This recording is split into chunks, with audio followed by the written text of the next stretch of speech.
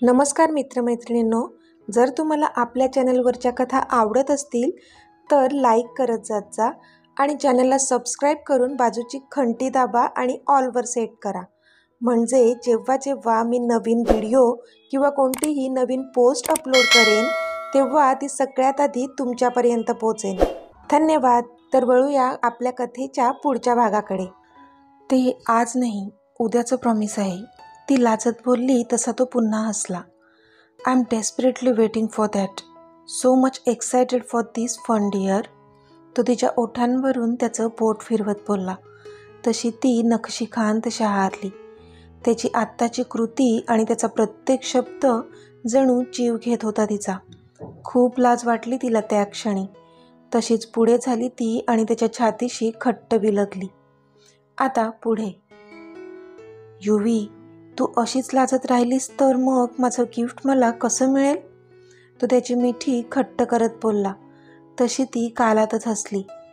Mister ॲडी, थोडा सबर करो, सबर का फल मीठा होता है. ती त्याचं नाक पकडून हसत बोलली. सबर ही तो नहीं होता मेरी जाने मन. तो तिच्या ओठांकडे पाहून खूपच सिडिक्टिव्ह आवाजात बोलला.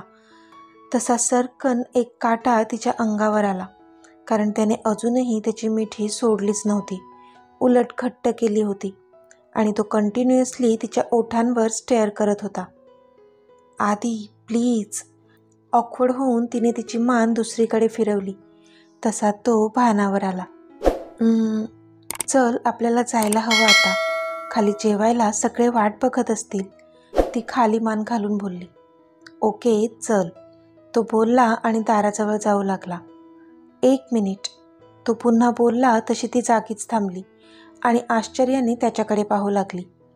युवी, मला सांग, अक्षयने तुला त्याच्या रूममध्ये का बोलावलं होतं? त्याने विचारलं. काही खास नाही, फक्त आम्ही रूममध्ये गेलो. त्याने थोडंफार हॉस्पिटलमधलं मला सांगितलं आणि मग तो फ्रेश व्हायला निघून गेला. बास, ती बोलली. ओके. तो काहीतरी विचार करत बोलला. काय झालं आधी? तू कसला विचार करत आहेस एवढा? तिने विचारलं. नथिंग. पण मग मला एक कळत नाही, तो अक्षय माझ्याकडे एवढी खुन्नस देऊन का बघत होता? आधी बोलला. त्याला कधीपासून अक्षयचं वागणं खटकत होतं. म्हणजे तो मुद्दाम त्याला रागीट लूक देत होता असं त्याला जाणवलं होतं थोड्या वेळाआधी, पण का ते कळत नव्हतं. एनिवे, चल आपण बाहेर जाऊयात, तो बोलला. तशी तिने पण मान डोलावली. वेट, मी आधी बघतो. बाहेर कोणी नसेल तर मग तू आधी जा आणि मग मी येतो, तो बोलला. ओके, ती बोलली. मग त्याने बाहेरचा कानोसा घेतला. त्याला जसं जाणवलं बाहेर कोणी नाही आहे, त्याने पटकन तिला बाहेर पाठवलं आणि मग बऱ्याच वेळाने तो बाहेर गेला. आता सगळ्यांची जेवणं आटोपली होती. आधी त्याच्या रूममध्ये होता. त्याला खूपच इम्पॉर्टंट असं प्रेझेंटेशन बनवायचं होतं. उद्या त्याची एक मीटिंग होती आणि त्याचं सक्सेस ह्या एका प्रेझेंटेशनवर डिपेंड होतं. भले उद्या त्याचा बर्थडे होता, पण त्याच्या कामामध्ये त्याला बाकीचं काहीच सुचत नसायचं. म्हणून तर एवढा सक्सेसफुल बिझनेसमॅन होता तो. त्याचं काम करत तो बसला होता. इतक्यात त्याचा फोन वाजला. त्याने स्क्रीन पाहिली तर त्याच्या चष्मीतचा फोन होता. तशी एक स्माईल त्याच्या ओठांवर आली. पण कॉल घेण्याआधी त्याने घड्याळ पाहिलं तर अजून 11:30 वाजले होते. म्हणजे त्याला वाटलं होतं की त्याला बर्थडे विश करण्यासाठी मॅडमने कॉल केला असेल, पण नाही, तिने तर अर्धा तास आधीच कॉल केला होता त्याला. मग जास्त विचार न करता कॉल रिसीव केला त्याने. हे चष्मीस, हाय, तो बोलला. आधी, इतका उशीर का कॉल घ्यायला? तिने गाल फुकवून विचारलं. तसा तो गालातच हसला. माझा चिडका पिप्पा. जेव्हा बघावं तेव्हा नाकावर राग असतो हिच्या, बट आय लाईक इट, तो मनातच बोलला. आधी, आहेस ना? तिचा पुन्हा आवाज आला. हो अगं बोल ना. मला वाटलं तू 12 वाजता कॉल करशील मला विश करायला, पण तू तर इतक्या लवकर कॉल केलास, त्याने विचारलं. मग तुला काय बोलायचं नाही आहे का माझ्याशी? ती पुन्हा चिडून बोलली. अगं तसं नाही डिअर, ॲक्च्युली मी एक प्रेझेंटेशन बनवत आहे, त्यातच बिझी आहे. उद्या सबमिट करायचं आहे ना, सो. तो बोलतच होता की ती लगेच बोलली. ओ, म्हणजे आता प्रेझेंटेशन माझ्यापेक्षा महत्त्वाचं आहे तर. गुड. तुम्ही सगळी मुलं ना सारखीच असतात. ती चिडून बोलली, पण फोन मात्र तिने कट केला नव्हता. तसा त्याने एक सुस्कारा सोडला आणि लॅपटॉप बंद करत तो फोन कानाला लावतच बेडवर आडवा झाला. तसं तर त्याला पण तिच्याशिवाय करमत नव्हतंच, पण काम महत्त्वाचं असल्यामुळे तो करत बसला होता. हे युवी, श्श. तो बोलला तशी ती शांत झाली. Yuvi, you know very well how important you are to me. तुला हे चांगलंच माहीत आहे तू माझ्यासाठी किती महत्त्वाची आहेस ते. तो बोलला तशी तिच्या ओठांवर स्माईल आली. मग माझ्याशी बोलत का नाहीस? कंटाळा आला का माझा? तिने लाडीकपणे विचारलं.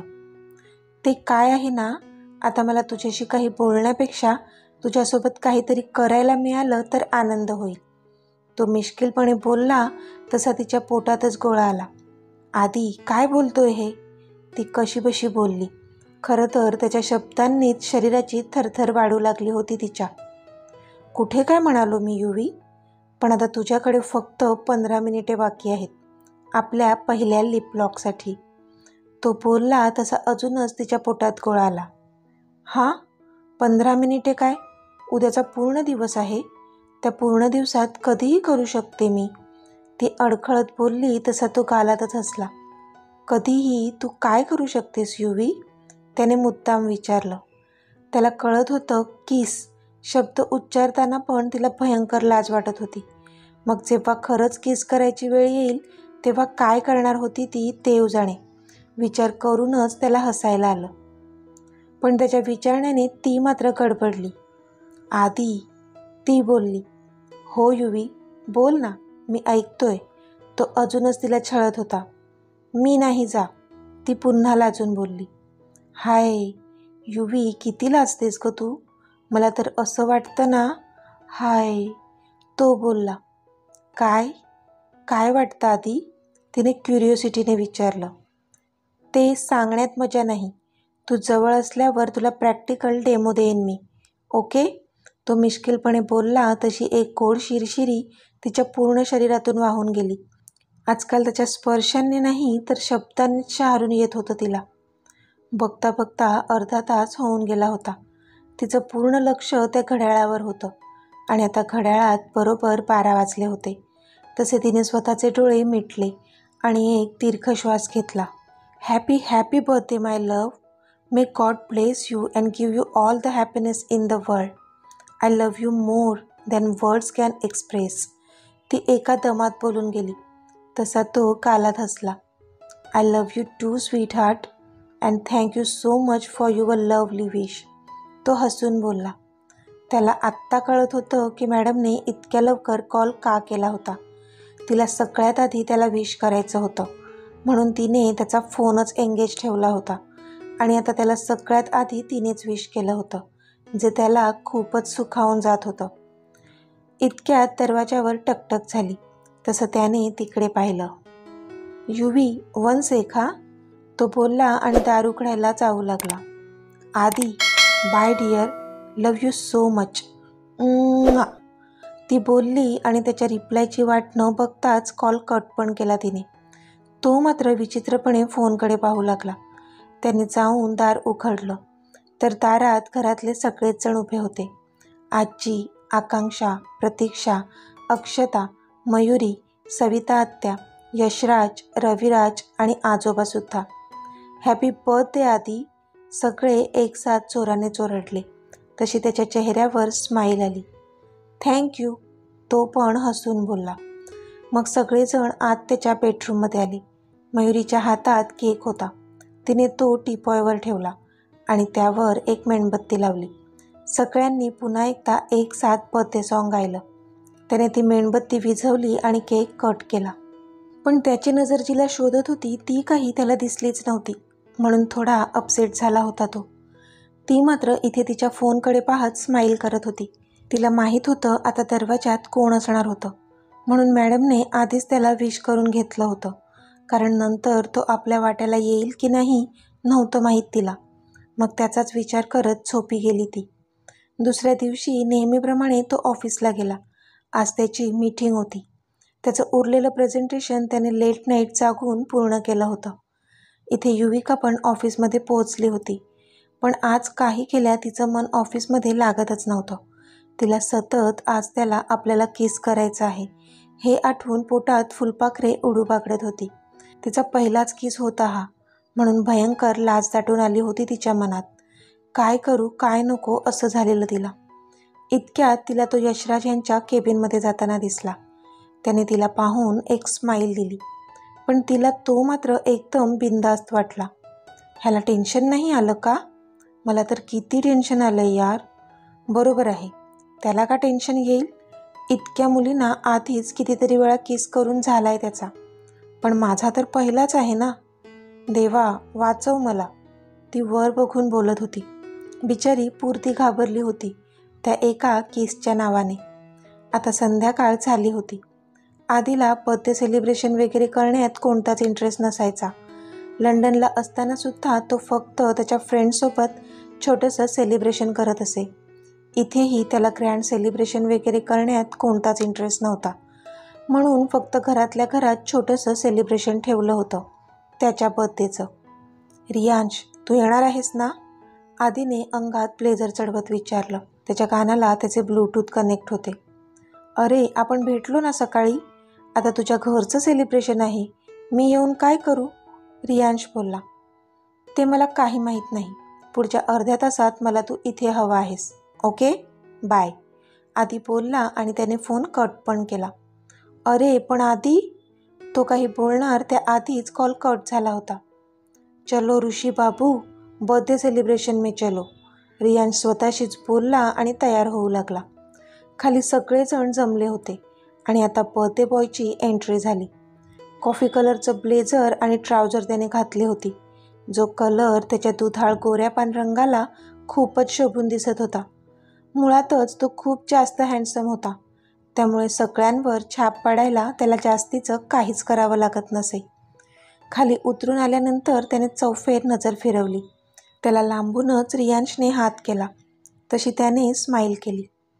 पण आता जिला बघायचं होतं तिच्यासाठी त्याची नजर आसुसली होती.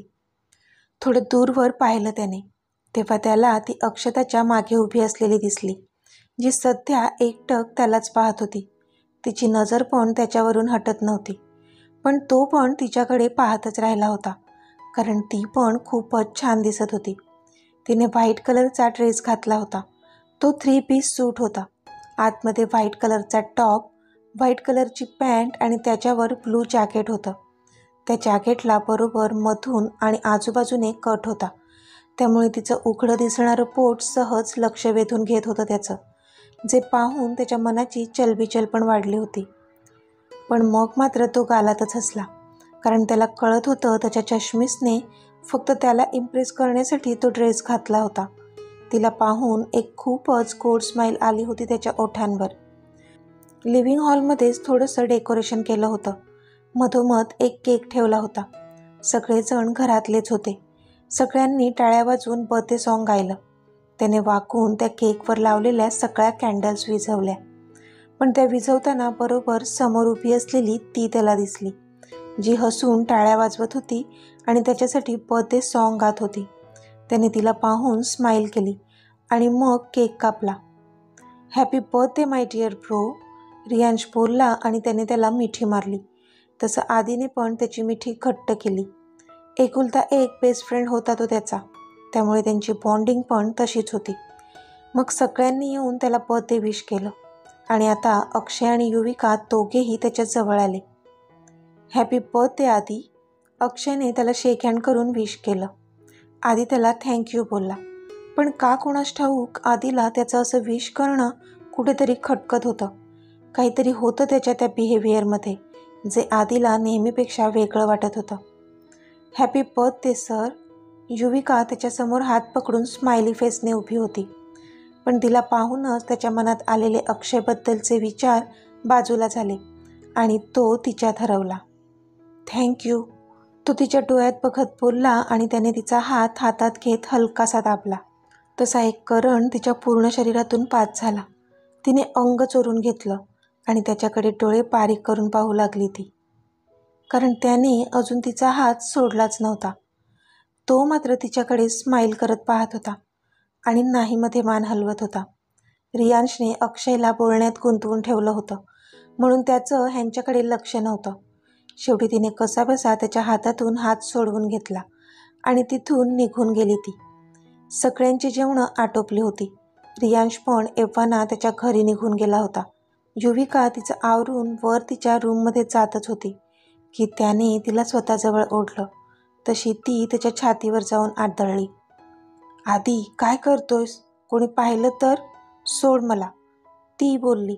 कारण ते दोघेही आता किचनमध्ये होते आणि फ्रीजच्या मागे त्याने तिला स्वतःच्या मिठीत जखडून ठेवलं होतं. सोडण्यासाठी तुझा हात नाही धरलाय मी, ओके? तो तिच्या डोळ्यात बघून बोलला. पण आधी ती काही बोलणार त्याआधीच त्याने तिच्या ओठांवर बोट ठेवलं. युवी, माझा बर्थडे संपायला आता फक्त अर्धा तास बाकी आहे, पण तू तुझं प्रॉमिस पूर्ण नाही केलंय. तो तिच्या ओठांवर असलेलं त्याचं ते बोट तिच्या ओठांवर घासत बोलला. तशी एक वीज सळसळली तिच्या अंगातून. तर मित्रमैत्रिणींनो, आजचा भाग तुम्हाला कसा वाटला ते मला कमेंटमध्ये सांगा. आणि जर आवडला असेल तर व्हिडिओला लाईक करा, शेअर करा आणि चॅनलला सबस्क्राईब करून बाजूची घंटी नक्की दाबा. चला तर भेटूया आपल्या पुढच्या भागात. तोपर्यंत धन्यवाद.